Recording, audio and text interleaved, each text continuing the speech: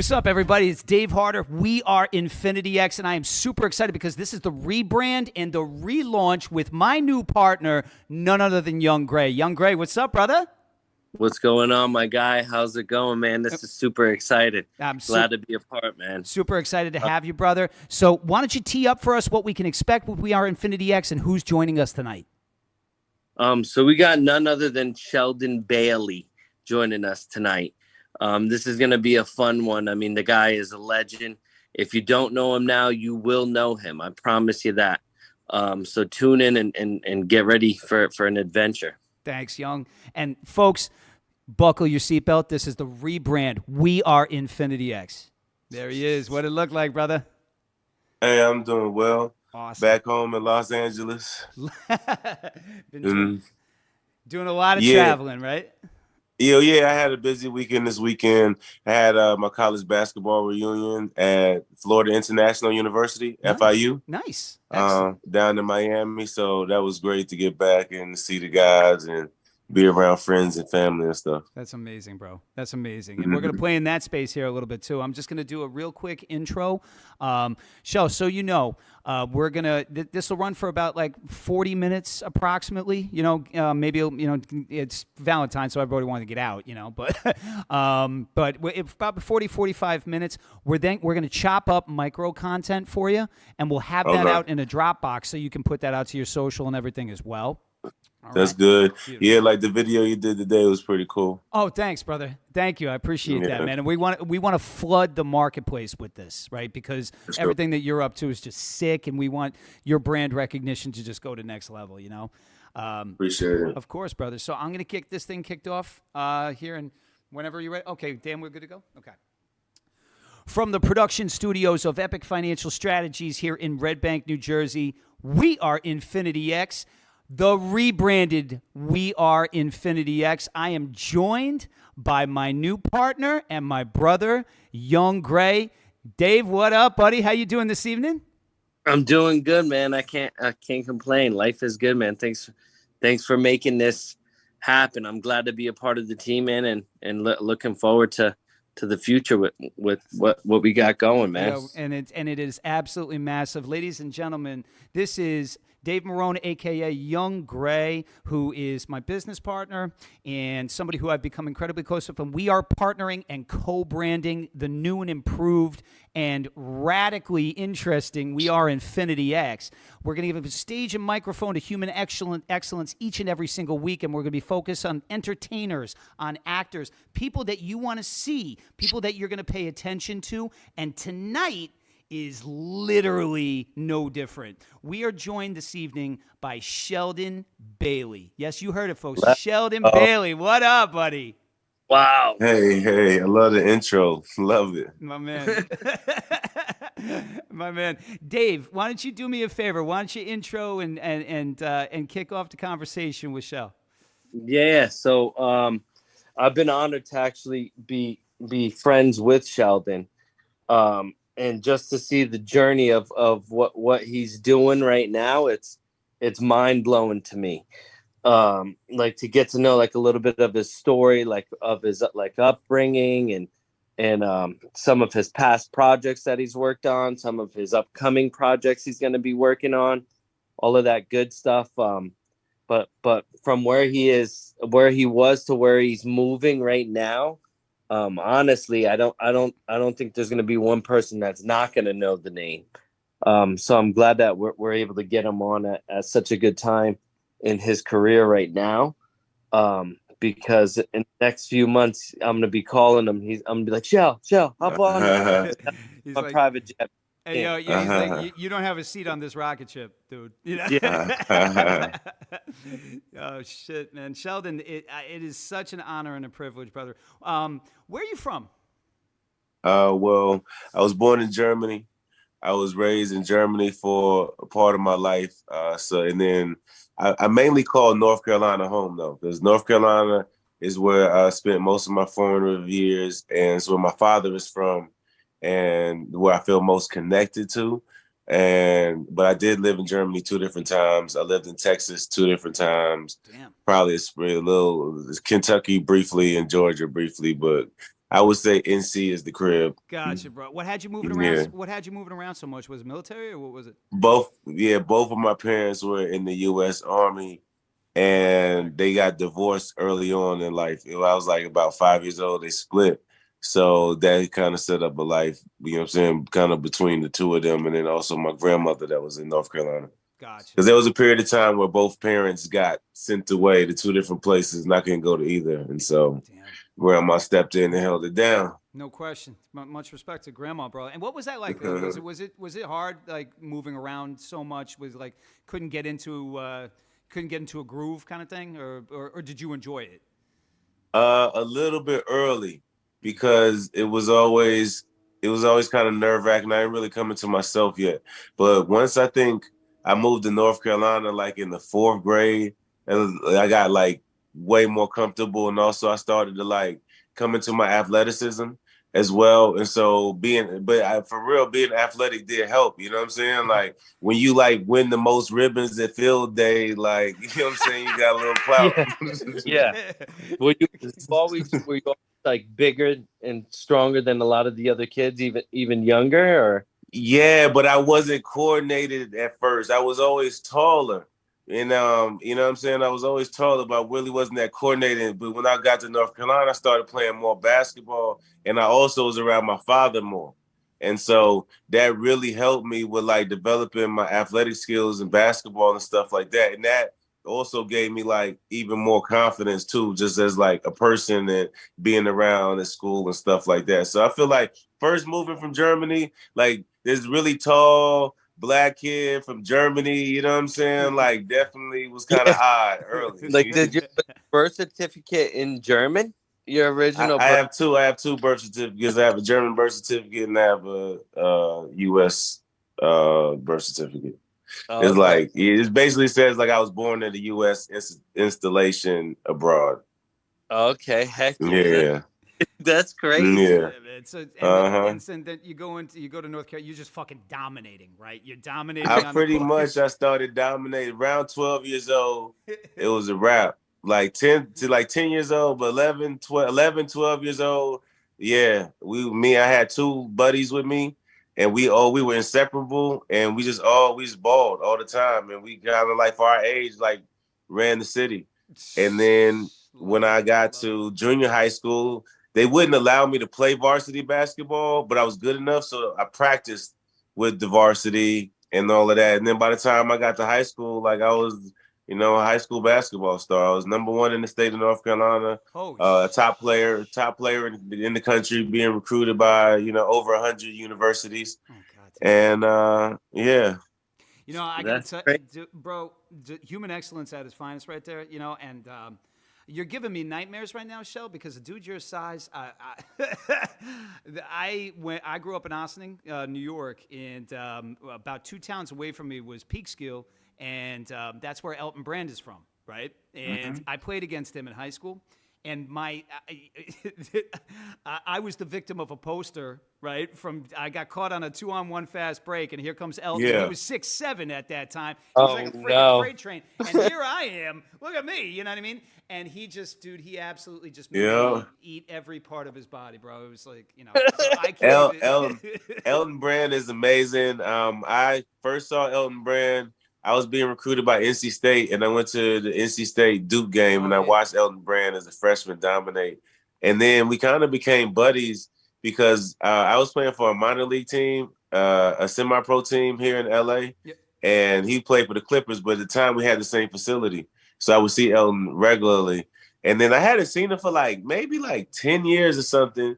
And I ran into him at a restaurant, and he's the general manager of the 76ers Yeah, I now. know. And I walked up to him, and he was like, "Yo, Shells," like he remembered, from playing pickup and a couple little stories from, back in the day. And I was like, "That's dope." And it's like looking at this guy, who would ever thought Elton Brand would be the general manager of the 76ers? Oh, Like dude. that's prominent. And you should, and some of the stuff that he's done in his community, and I know that's something that's near and dear to your heart too, which I want to really dig into also. But some of the things that he's done for the community of Peekskill and also Philadelphia. What he's doing in Philadelphia is just insane, you know. And it's just, I think it just really speaks to character, you know, Shell. And like from the minute that you and I talked on the phone the other day with Dave, I just recognize that you're just a man of just super, super, super high character, and that's an intangible you just can't teach. You know what I mean? And like I think that that's probably a major attribute to your success, which is like a fucking rocket ship right now. And you know, Dave, why don't you talk now? You played at Florida International, which is ridiculous ball.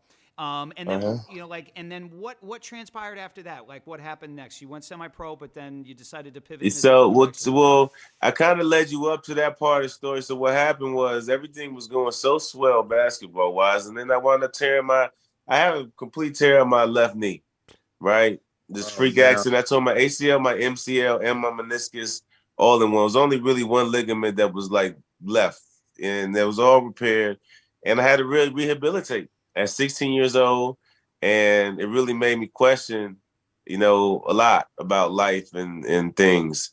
But what I did was I was already a solid student, but I became an even better student. I also became an even more serious actor in studying acting because I had some more time. I was on crutches. I couldn't play. So that also allowed me time. I had a really passionate drama teacher at high school. I took drama. He took a liking to me, and I really got into that even more.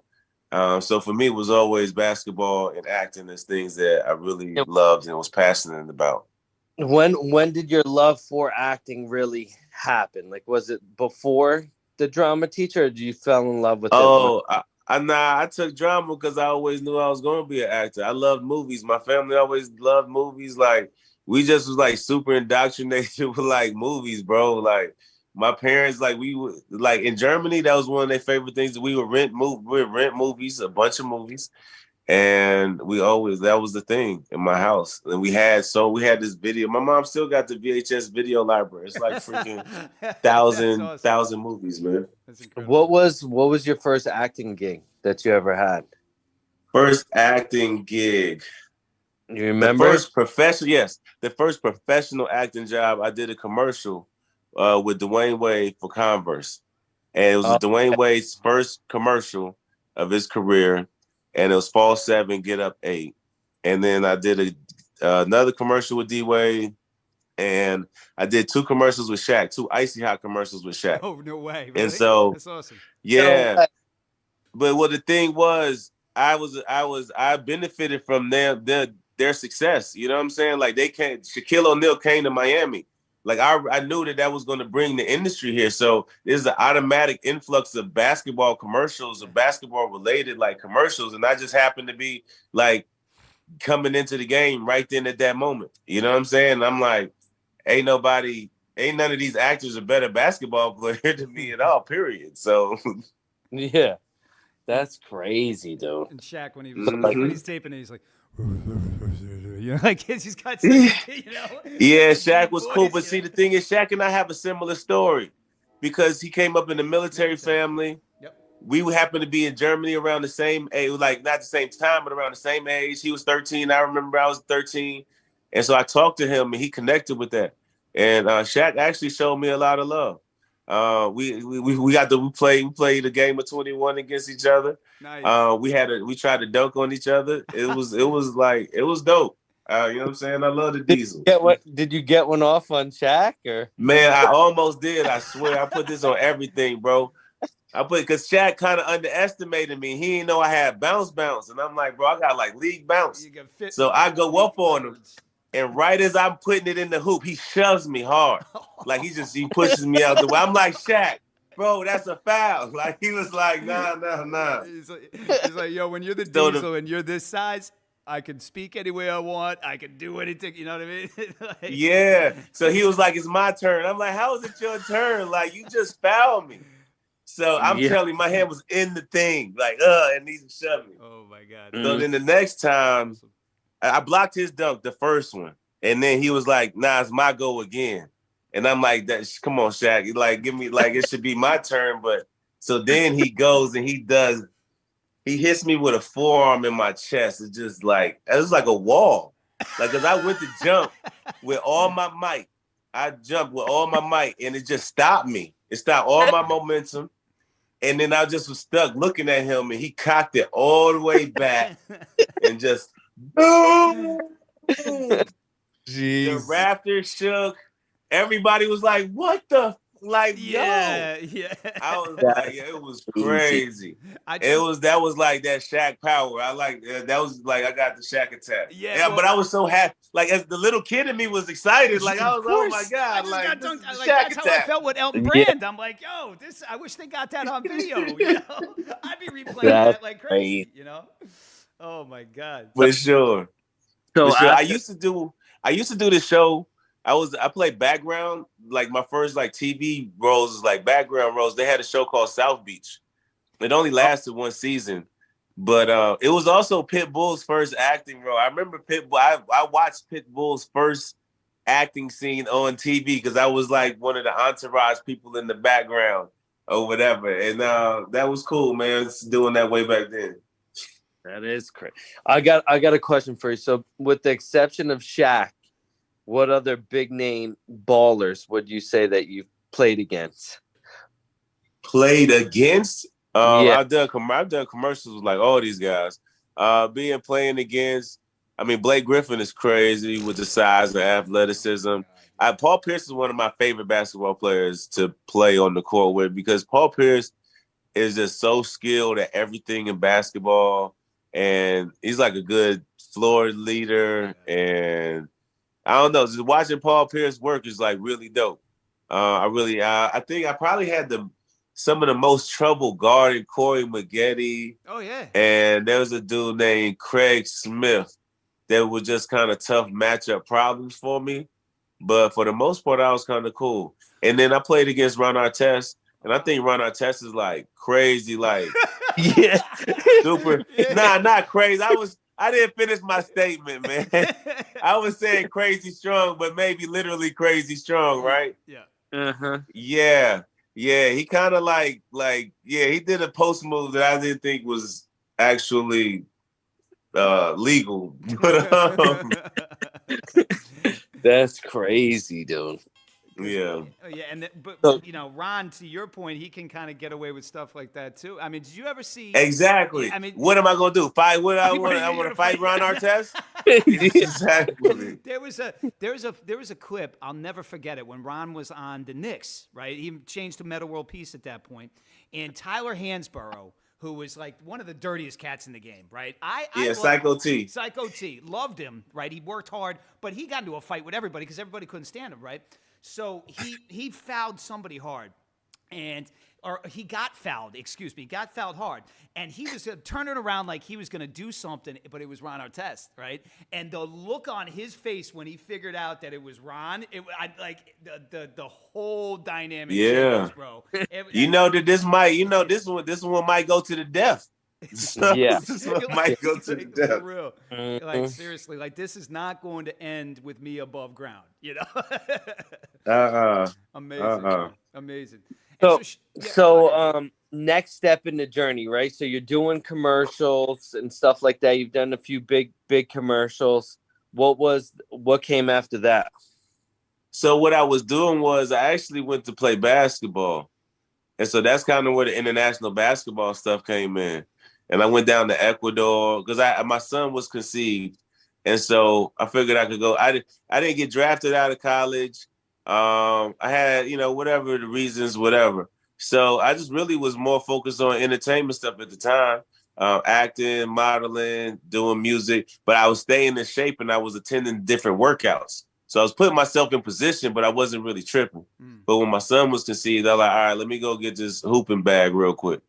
So I went to Ecuador and hooped. And that started this journey. I went to Albany. I played in Albany for the CBA. Right. Albany Patroons is the story celebrated CBA team. Guys like freaking like Phil Jackson and George Karl and Michael Ray Richardson come through there. Jamario Moon was one of my teammates, the NBA guy. Right. But anyways, Felipe Lopez was on the team, which is crazy. Iconic New York basketball player, Felipe Lopez. Yeah. I went to China. I got drafted to go to China, and I was over in China. But even then, like, I'm in the CBA. I'm getting called to do TV roles. in commercials in Miami. And I'm just like, I don't want to be in Yakima, Washington right now. Like, I'd rather be in Miami on set, bro. Yeah. You know what I'm saying? This is just where I was at, like, with it. Now And then I wound up getting a situation in LA. My agent got me, he's like, I got a team in LA and I got a movie situation for you in LA. He was like, you can go to LA and make either one of them work. You know what I'm saying? Let me know. And I was like, bet, I'm going to do that. Okay. Mm-hmm. Now, where did the first time I've ever seen you, ironically, and I don't know if I've ever even told you this, but I'm watching TV and I'm watching it with my kids. And guess where I seen you? First time I've ever seen you. Game Shakers. Game Shakers. Millions of people see me on Game Shakers still to this day. I don't think people really equated and put it together. I don't think they really put two and two together though. Like, oh, that's Ruthless. Also, because I don't yell all the time either. Exactly. Yeah. Yeah, when you would come in the room, like I would watch it with my son. My kids still watch it, dude, to be honest. So how did that portray? Like what how Man, that was amazing because first of all, it was just so iconic with Dan Schneider and Kel Mitchell and to be a Nickelodeon. I was like in my second childhood. You know what I mean? Like I wanted to be on Nickelodeon so bad as a kid, but then to be on Nickelodeon as an adult. And then at the time, my son was like 9 years old. Like it was like literally the coolest job ever that I could have as a single father with the 9-year-old kid being a Nickelodeon TV star. Hands down, bar none. Absolutely, without a doubt. Exactly. You know, it's like, that's like, you may as well be Big Bird, to a little kid. I mean, that's like, Come on. freaking dope. I'm telling you. Yeah. I took him and his friends to the Kids' Choice Awards, the Kids' Choice Sports Awards. These kids is riding in the, we getting chauffeured to the award ceremony. It's incredible. It was dope, man. My son grew up with those kids on that show for sure. That's crazy, man. So that was, and it was also my first long-standing contract. Got it. So I recurred on Shameless. And I did other things, but that was my first long-standing contract where I got signed for a season. I was a series regular. You were on Shameless? Yeah, I was on Shameless for 9 episodes. Get out of here, dude. Yeah, for sure. Hey, that's awesome. I didn't even know that. That was my first big TV role. Was on Shameless. My first ever TV role was on the Nick Kroll show, though. When Nick Kroll had the Kroll show, I did a couple funny skits with him. But the first TV drama thing that was big, that was Shameless. What do you prefer, bro? Do you prefer drama or do you prefer comedy?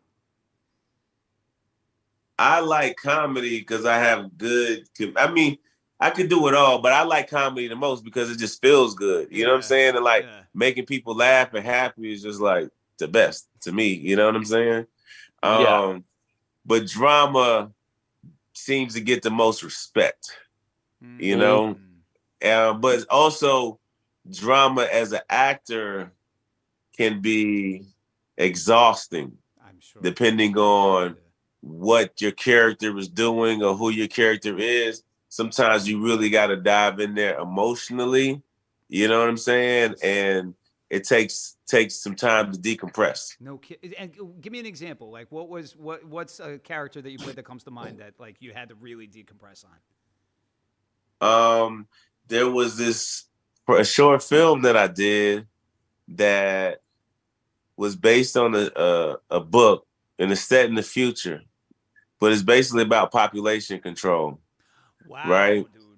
And this guy has to decide if he has to choose between one of his kids because they unfortunately at this point in time have twins, but only one can live. And so just this conversation about that and this idea of also like committing suicide in order to allow another life to come into this world. You know what I'm saying? And so like that whole concept right there was like heavy. And then there's this moment in this movie where I sit here and I contemplate suicide with a gun to my head. Oh God. Damn. And it touches even closer to home for me because when I was in the 3rd grade, my grandfather committed suicide. Oh my fucking Right. God. And Oh my so, God. and it didn't even, or, and so like we had that. And I remember my aunt watching my reel and she was just like, I love your reel every step except that one scene. And it just like made me think, I was like, dang, I ain't even would have thought about like how she would look at it. You know what I'm saying? Yeah, yeah. Holy crow, man. That's deep, bro. That is. Yeah. So I'd rather keep it lighthearted if I can, but I can give you the deep. Yeah. But you know what I'm saying? Sometimes we get deep, and it's hard to get up out of that thing. Oh, that's Yeah. what like the immediate example that pops in my head is Heath Ledger, right? After doing the Joker, that just made him. Yeah. God rest the man's soul, but I mean, shit, you know. Yeah. One of my acting friends said something on set the other day, and he was like, your body doesn't know that you're acting. Mm. And I was like, dang, I never really thought about it like that, but it's like, that's an interesting point of view. Yeah, because he's like, your nervous system is going to react how it reacts. Wow. Yeah. Wow. That's incredible. I would have never thought that, man. That's crazy. Mm-hmm. Yeah. So, and then like this most recent project, working with the guys that I've been working on, like Jay Alphonse is like super on fire, right? Like I feel like I'm warming up, but he's like, I'm watching the guy that's like freaking coals on the flame right now, right? Mm-hmm. Yeah. And then because he's on that show P Valley, and they just loving him right now. But then also working with Lawrence Fishburne and just watching how this guy moves and works, man, it's been real special. This last bit. Tell us a little bit about that. I mean, I want you to hold up on that because I Okay. want to get to that later. So so you did obviously the Nickelodeon. You've done a bunch of other stuff.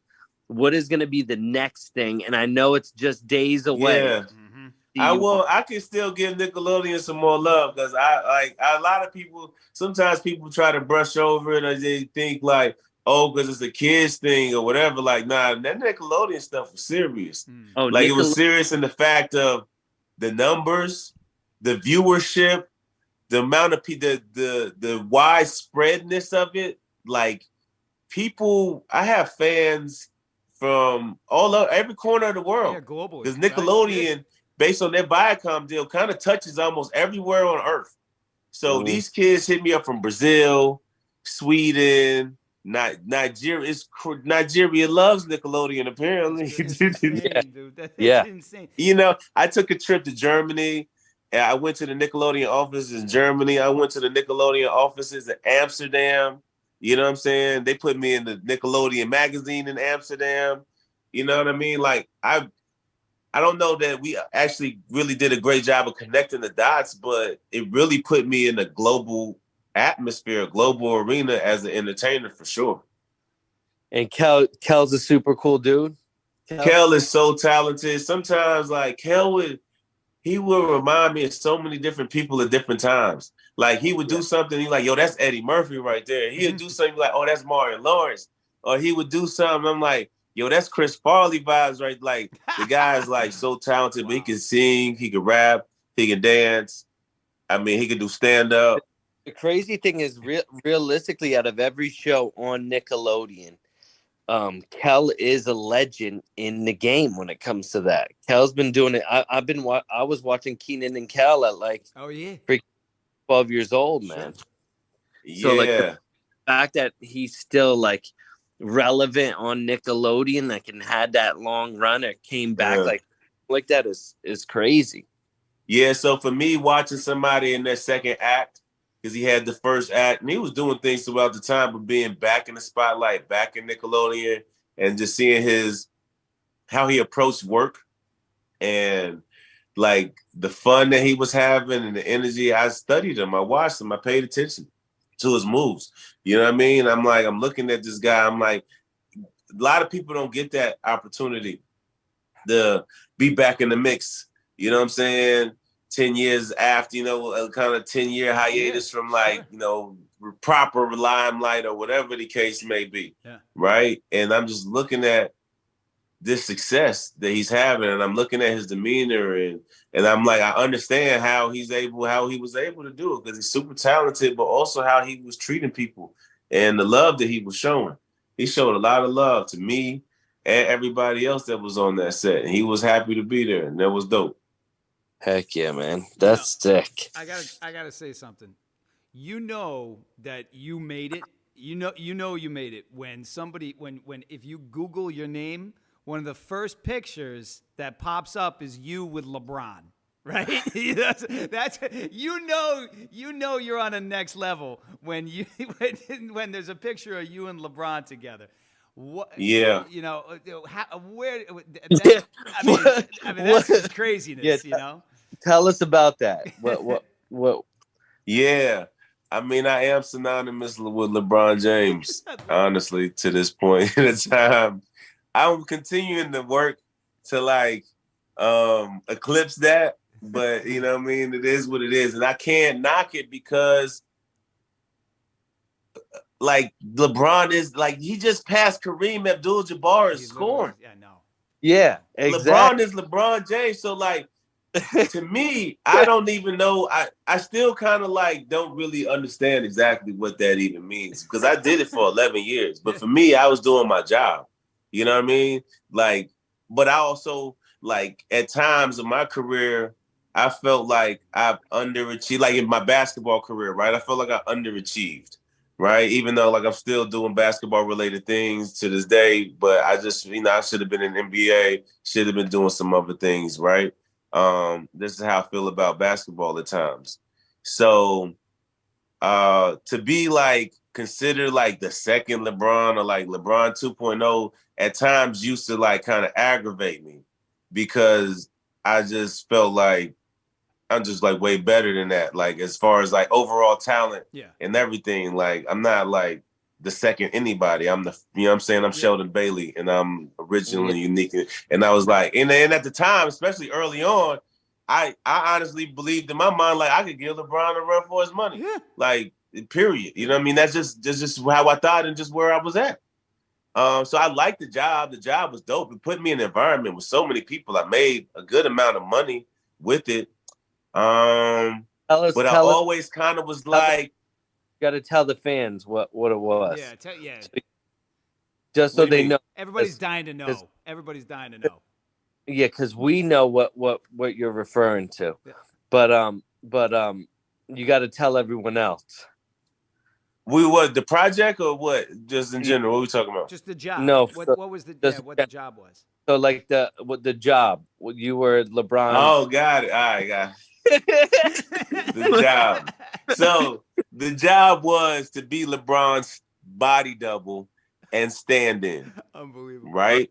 So, I mean, hey, kudos to me for being in physical shape to be presented as like LeBron. You know? Well, kudos. Yes. I mean, bro, I mean, this is LeBron we're talking about, man. I just want to, hey, this is how everybody else look at it. To me, I'm like, I did a job with LeBron. You know what I'm sayI'm like, whatever. So, holy shit.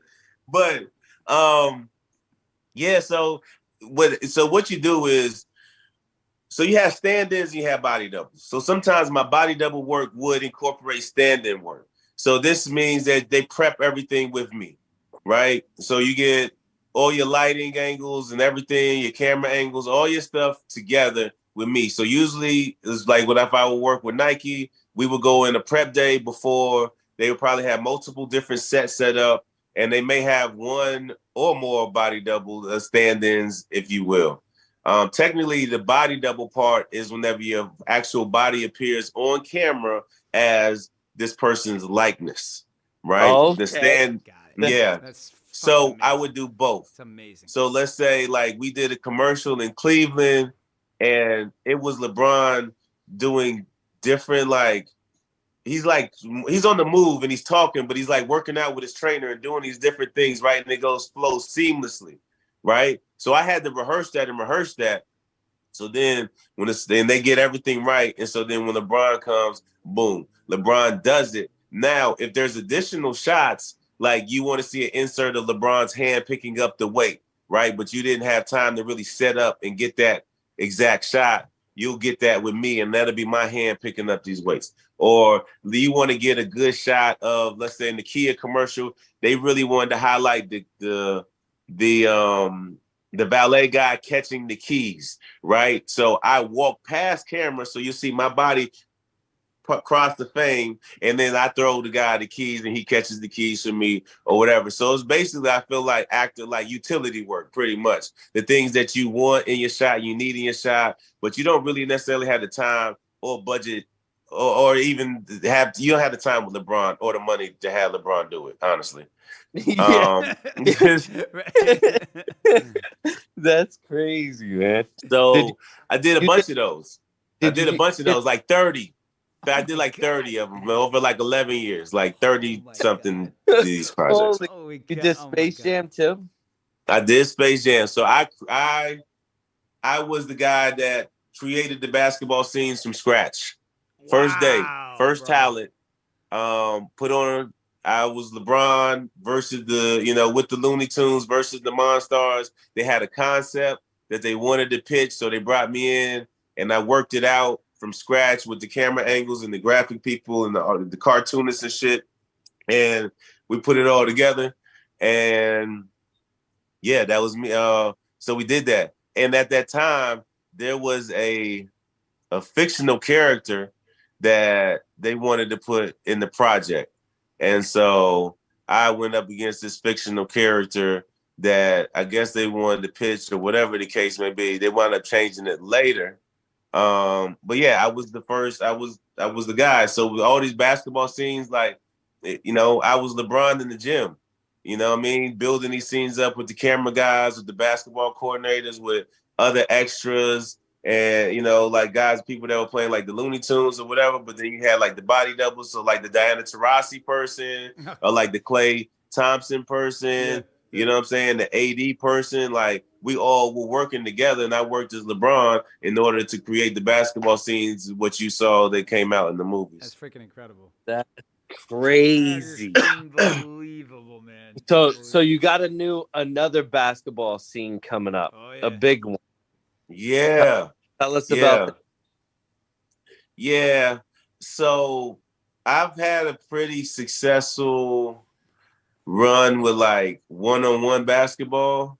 Mm-hmm. So I've won one-on-one basketball competitions and championships, and like competed on the world stage in basketball at all levels, honestly, 1-on-1, 3-on-3, 5-on-5. But I get to portray a character that's very similar to myself, which is so weird and like awesome at the same time. Well, because I've literally won one-on-one basketball championships at Venice Beach. And then I get high, and I'm Big Shell, and I get hired to play Big Dre, the one-on-one basketball champion at Venice Beach. And it's on Bel Air. It's on the #1 TV show.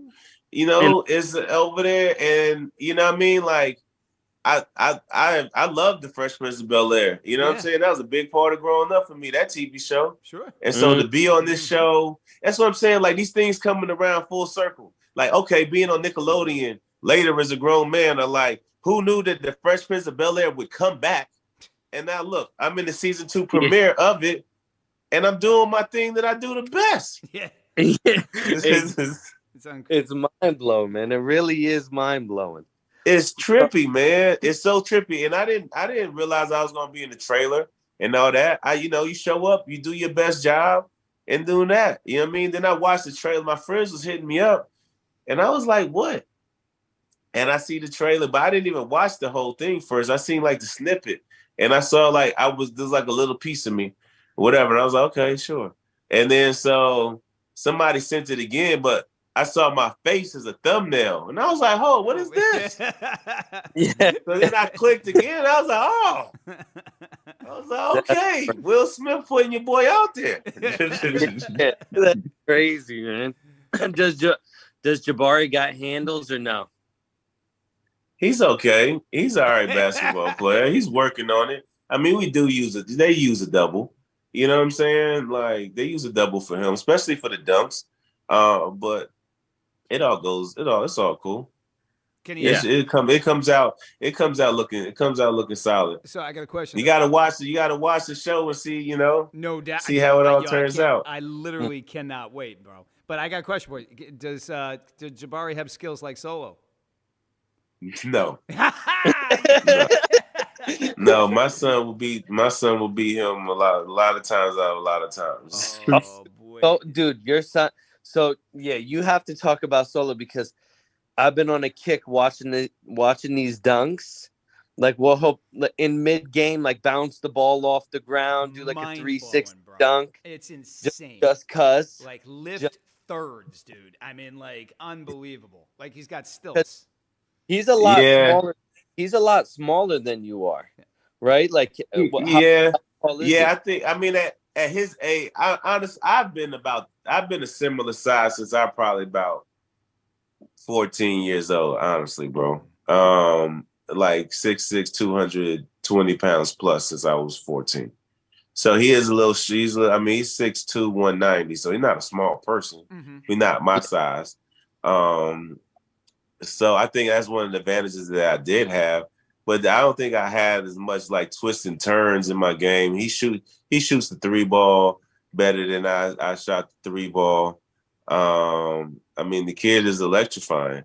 It's just guys. He got some things, that he needs to mature in the game, and we're working on that right now. But he's got immense talent, and not just in basketball either. He's a real chip off the old block, and he's bringing some of his own elements to things too. He's a really talented artist. He can draw. He can paint. I put him in art instruction from the age of 5 until to this day. He takes art classes, and my son, I would love and I expect my son to be a serious artist on the world stage at some point in time, and he's an actor as well. You'll see him in White Men Can't Jump too. And yeah, he's got a scene with Jack Harlow that's gonna be epic. And then and I also he'll have his TV debut this year, also on the Sterling Affairs. So the kids got it all, and we just continuing both of us to continue to evolve and to be able to bring everything together and really take our household and make to global brand levels. Honestly. Yeah. How cool is that to have your son on the same show as you? Very surreal, but it's something that I've prayed for, something that I always had envisioned. I think we will do it again on an even bigger scale for sure. But I mean, I'm somewhat sentimental, and that was definitely a sentimental moment having my director's chair next to my son's director's chair on set, and so many people congratulating us and congratulating me on being a great father and being able to do that for your kid. I think what we did right there was very rare. It's very rare that a father actor gets to share a scene, and share a set with his son that's an actor as well. So we definitely appreciate that and take pride in it for sure. That's incredible. It's like you're trending after Will Smith, bro. Right? Seriously, I did literally did the same thing. You're just leveling up. Yeah. I mean, but I watched all these guys. They've laid a certain blueprint along the way. Will Smith with his kids. I think Jaden and Willow are amazing talents. I'm somewhat of a Jaden Smith fan for sure. I definitely root him on for sure. And I mean, there's some projects and music and some movies that he's done in the past that I like. I mean, my son was addicted to Karate Kid. He watched Karate Kid so many freaking times. I don't know. Oh yeah. Does he like Cobra Kai? That's the new one. No, I don't think he really into Cobra Kai. but the kid on Cobra Kai was on Game Shakers first. Tanner Buchanan. Tanner Buchanan wound up being a superstar on Cobra Kai on Netflix, but he was a recurring character on Nickelodeon first. Cree, the character that played Babe, was in love with him. He was the older boy that she was crushing on, and he was like the strong, silent type. I got pictures of me and Tanner. That was my little homie right there. Yeah. Nah, That's for real. If Tanner see me, I don't think Tanner probably would in front of me because me and Tanner used to kick it. That was my guy. that's cool, I man. know he done blown up now and he like international heartthrob, but before that, he was my Nickelodeon That's homie. great, dude. Oh man, So, Sheldon. so, Oh, go ahead, bud. so you talk about Sterling affairs, Yeah. right? So explain to us a little bit about Sterling affairs. Like what is it exactly? The Sterling Affairs is the recreated events of Donald Sterling losing the LA Clippers for getting caught up in a racist rant, Yep. pretty much. Yep. And so it dives into that world, the world of the LA billionaires, the world of professional sports, race, sex, controversy, the media, and all the back dealings that, you know what I'm saying, took place and transpired with that situation. And what character are you playing, brother? I played DeAndre Jordan. Woo! DeAndre Jordan, Oh my the God. defensive player of the year, the rebound champion, Dunker. and the outspoken player that wanted to boycott. Mm-hmm. That's crazy. I remember that like it was yesterday. Like I'm a huge JJ Redick fan. Okay. Yeah, I mean not only for his shooting, but because I mean like he wasn't very athletic, right? Right here, you know. But like his jumper was lethal. But his podcast, by the way, is sick as shit too. But I remember vividly. What they laid down? Was it the jerseys at center court or the warm-ups? The warm-ups, yeah. The warm-ups. Well, I think people are really. If you love JJ Redick, I believe my buddy Charlie McIlvain, who plays JJ Redick, does a really good job of embodying JJ Redick.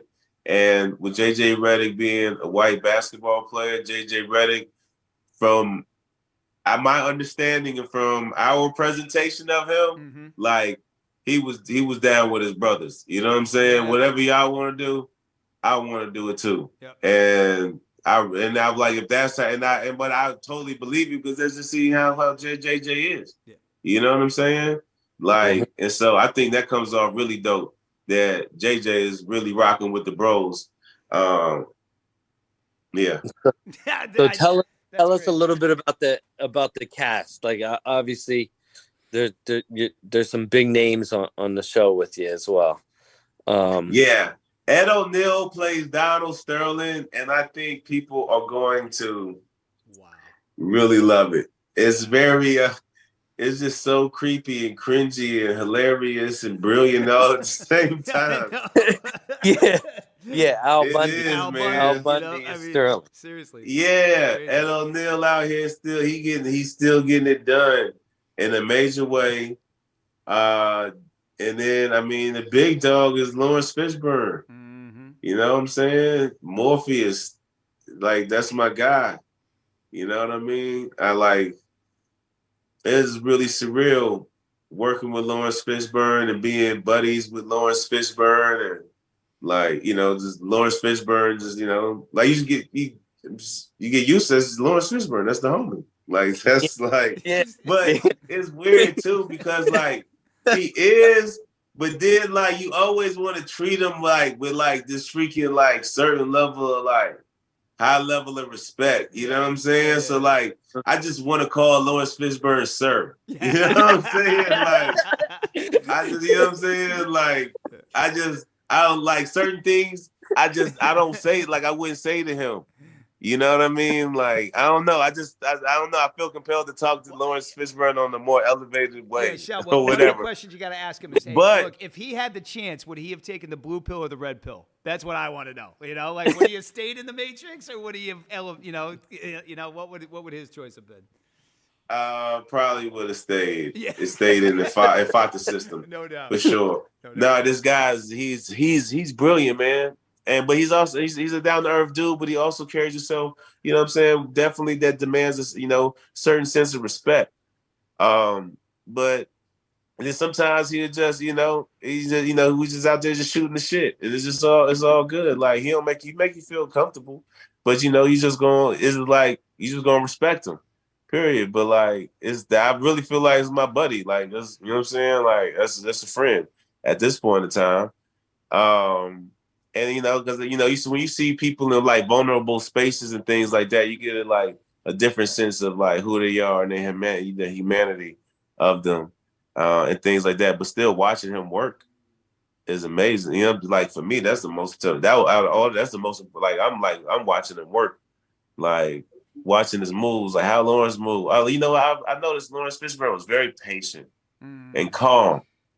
Like we were 12 hours on set. He might be over here reading this book, chilling, waiting for his time. You know what I'm saying? I never really seen him too much get out of character too much. You know what I'm saying? Like, and I was like, man, this got to be like freaking TV show like number like 500, like movie day like number like 1500. And it's just like it still look like he's enjoying the process and appreciating the time and like respecting the time and the money that goes into it. And I see some of us early in our careers, you know what I mean? We eager to get out of here. We complaining and all that. I'm looking at Lawrence Fishburne like, he's stoic over here, just chilling and shit. I'm like, man, I ain't got nothing to worry about. I'm straight. It's like he's still enjoying it, which that's so like amazing. working a scene with Lawrence Fishburne. Like tell me like the feeling, I know you're a pro at this. You've been doing this for forever, but you have guys like Lawrence Fishburne. Like, does your heart start racing? Your adrenaline kick in? Like, give me your expression. Well, it's something I'm conscious of for sure. The gravity of it, because as an actor, there's always new challenges, and I'm like, I work with a lot of guys. Like I worked with LeBron, but LeBron isn't Lawrence Fishburne in acting. You know what I'm saying? Makes sense. So for me, I think this is the biggest, Mount Rushmore, the biggest or the greatest actor that I've had to share one-on-one scenes with. You know what I'm saying? I'm reading the script. I'm like, DeAndre and Doc Rivers. I was like, yo, that's just me and Lawrence right there, baby. Yo, that's just me and L. Like, oh shoot. I'm like, bro, like, you know what I mean? And there's a few of those. So I'm just like, man. So, the day before, I'm like, man, I got my one-on-one scene with Lawrence Fishburne. That thing was circled on the calendar right there. Sure. You know what I mean? The first day that I got to go one-on-one with him. And then, so you just, it's one of those opportunities to test your mettle. But I don't really get nervous too often anymore. I had this one thing. I was doing a LeBron commercial, and it was my first time driving on camera. And we had a lot of extras, had like 300 extras, and we were we were in front of the CAA building, right? I'm in the custom fitted Tom Ford suit. I'm in the Gucci shoes, everything. I'm in the brand new K900.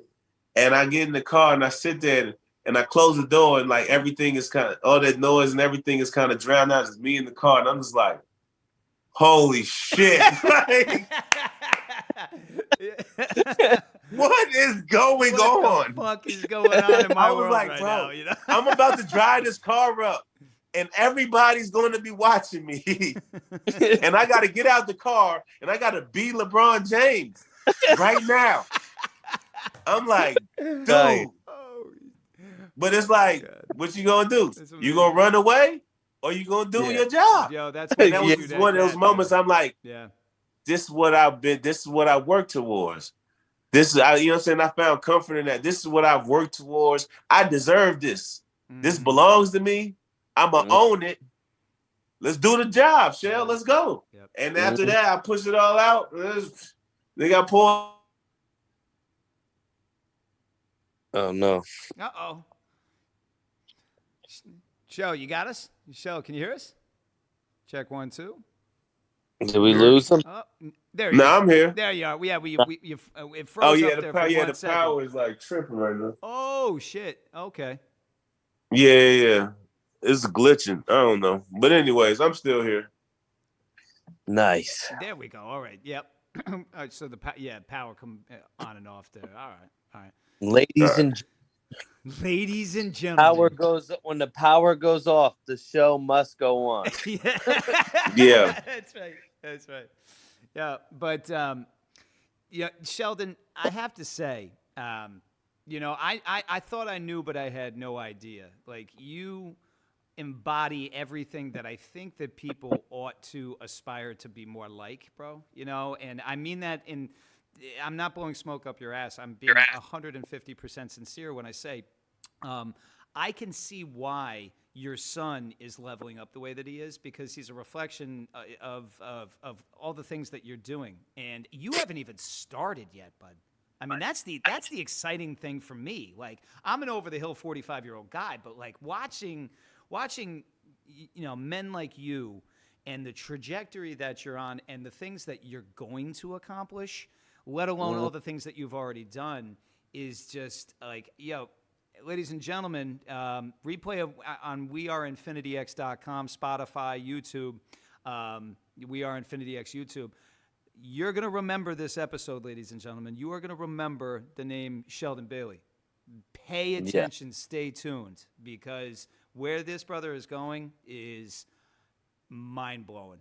Absolutely mind-blowing. And I appreciate it. Of course, brother. And, having the opportunity to spend some time with you this evening on Valentine's Day, no less, right? I mean, I can't, I'm humbled, honored to call you my new friend, and to have been able to listen to your journey of pure excellence and where you're going is just, it's unbelievable. Dave, I'll let you take us out, my friend. Yeah. Again, Shell, man, thanks so much for hopping on, dude. And like I tell you all the time, like I saw it from day one. I know the potential. I know where you're going, and I do know from the bottom of my heart, as a friend, that you will make it. Not will make it. You're already there, but you're gonna be at a place that like, I see you as the next Michael Jordan of acting eventually, and I'm glad that we got you now. I appreciate that. There is kind of a Michael B. Jordan of acting right now, and I mean, hey, and in my mind, I'm on his heels right now. You know what I'm saying? Yeah. I'm on. I keep seeing Jonathan Majors. I'm like, son, I'm right here. I'm coming for y'all. If there's a Creed 4, bro, you got to take his ass out, right? Hey, you know what I mean? And the difference is I'm 6'6". Yeah, exactly. For sure. Night. So yeah, all my Hollywood buddies, watch out. I'm hungry. Oh yeah. All right. It was a pleasure, man. This was a good time. I'm glad For sure. made this happen. And all right, y'all. Send me the clips. All right. No question. I'll see. Peace. No question about it. Ladies and gentlemen, I can't thank you enough for spending some time with us this evening. This has been Sheldon Bailey and Young Gray, my new partner. We Are Infinity X is changing the game. Stay tuned for what Sheldon Bailey is up to. Stay tuned for what we are up to. And if you want to follow us, continue to follow us. We Are Infinity X on YouTube. We Are Infinity X on Instagram. We Are Infinity X on Spotify and Apple iTunes. And of course, replay weareinfinityx.com. We'll see you on our next episode.